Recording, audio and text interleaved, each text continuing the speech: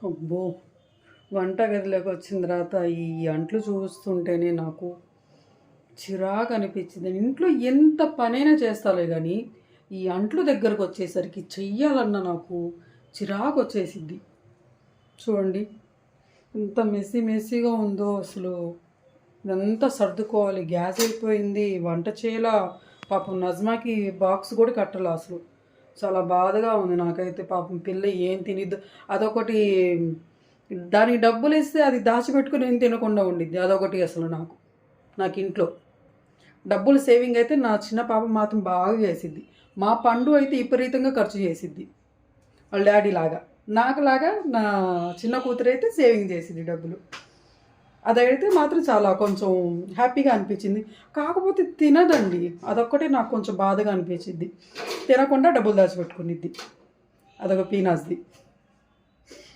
చూడండి ఎంత మెస్సీగా ఉందో. అంతా సర్దుకోవాలి, పొయ్యి తుడుచుకోవాలి, ఇవన్నీ సర్దుకోవాలి. ఎక్కడెక్కడ నైట్ అయితే మాత్రం ఎక్కడెక్కడ పెట్టేసి ఇంకా నిద్రపోతాం. ఇదంతా సర్దుకోవాలి, తుడుచుకోవాలి. వంటగది వచ్చేసరికి పెద్ద టాస్క్ అనమాట నాకైతే. అంతా సర్దుకోవాలి, తుడుచుకోవాలి, చెయ్యాలి. సర్దుకొని అన్నీ నిద్రపోవాలి. ఏమైనా కూరలు ఉంటే తీసుకుని బాక్సులు. రాత్రి అయితే ఏమీ చేయలే ఫ్రెండ్స్. నిన్న సాయంత్రమే గ్యాస్ అయిపోయింది. ఇంకా బయట నుంచి మా వారైతే ఫ్రైడ్ రైస్ తీసుకొచ్చారు. అదైతే తిన్నాము. ఒక జోక్ చెప్పనా మీకు. పండు అయితే మ్యాగీ చేసుకుంటుంది. మ్యాగీ చేసుకుంటున్నప్పుడు గ్యాస్ అయిపోయింది.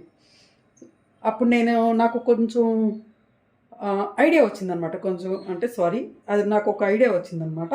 నేనేం చెప్పేదంటే చూపిస్తూ ఉండండి. రైస్ కుక్కర్లో వండుకోమన్నా రైస్ కుక్కర్లో వండుకుంది పండు. ఇది నా ఐడియా. ఎలా ఉంది చెప్పండి.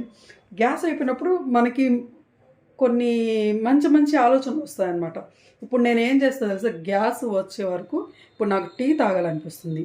ఈ రైస్ కుక్కర్ గిన్నె కడిగేసి ఇందులోనే టీ పెట్టుకుంటా, టీ తాగేస్తాను. సో గ్యాస్ అయితే వచ్చేసిద్ది అనుకోండి. అంటే పొద్దున్నే రావద్దు, మన కోసం రారు కదా. 10 ఆ టైంలో వచ్చిద్ది. గ్యాస్ అయితే వచ్చేసిద్ది. వచ్చిన తర్వాత వంట చేస్తాను. నజ్మాకైతే ఇప్పుడు నాకు టెన్షన్ లేదులేండి. ఇవ్వాలి కదా లంచ్ బాక్స్ అని డబ్బులు ఇచ్చేసాను తనకి. ఏదైనా తెప్పించుకొని తినేసేయమ్మని. ఇప్పుడు జీజీహెచ్లో కదా నజ్మా వర్క్ చేస్తుంది. సో పాపం బాగా బిజీగా ఉంటుంది. నజ్మా అయితే బాగా టైర్డ్ అయిపోతుంది. సాయంత్రం అయ్యేసరికి వచ్చి ఇంకా నిద్రపోతుంది ఏదో ఒకటి తినేసి. సో నజ్మా కోసం కూడా సాయంత్రం మళ్ళీ నేను ఏదో ఒకటి తొందరగా ప్రిపేర్ చేయాల్సి వస్తుంది. అందుకే వీడియోస్ అయితే తీయలేకపోతున్నాను.